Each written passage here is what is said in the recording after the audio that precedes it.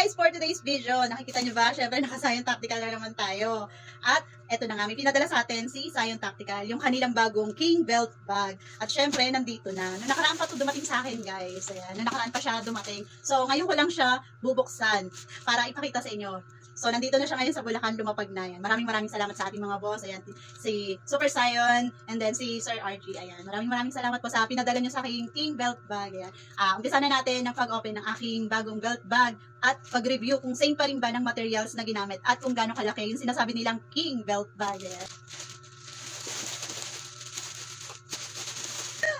Guys, ayan na. Guys, kulay gray. May tatlong kulay to. Ito yung kulay gray is kulay gray, and then army green, at syempre, yung kulay black, hindi mawala yun. Wow. Nice, ayan. Guys, ayan, tingnan nyo naman kung gaano kalaki yung King Belt Bag. Syempre, sa unang packet niya. Ayan, pwede nyo lagyan ng license or papel, ayan, mga resibo, coins, syempre, yung zipper.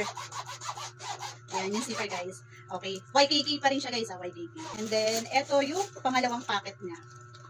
Ayan, guys. May zipper pa rin siya, kaya safe pa rin.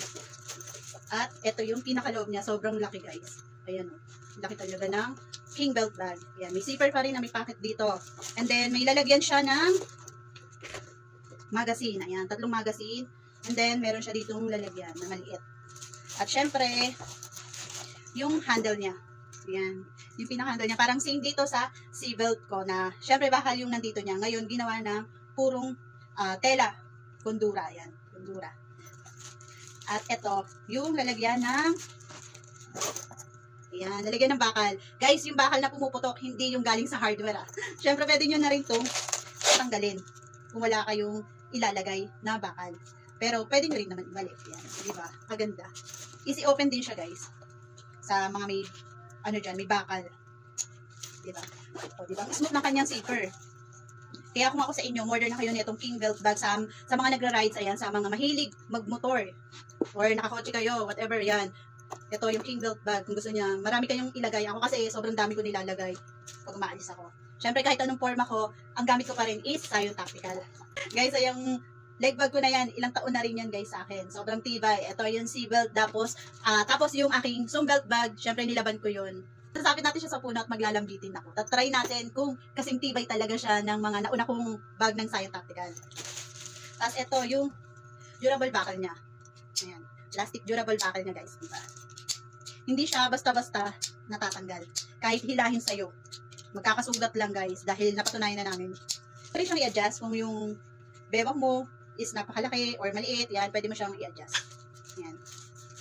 Yan, guys. Sa mga nais bumili or mag-avail ng King Belt Bag, meron kaming link, ayan, sa Shopee. Isa-send ko sa comment section sa mga nais mag-order or PM nyo ako or PM nyo si Zion Tactical, guys. Ayan, pwede nyo rin, kung may radyo kayo, pwede nyo rin dito i-kawit, ayan. Kesa dito sa may nyo, sa may bulsa, di ba? Yung mga may mga radyo, dito pwede nyo siyang ikawit dito. Ayan, meron dyan, ayan, o.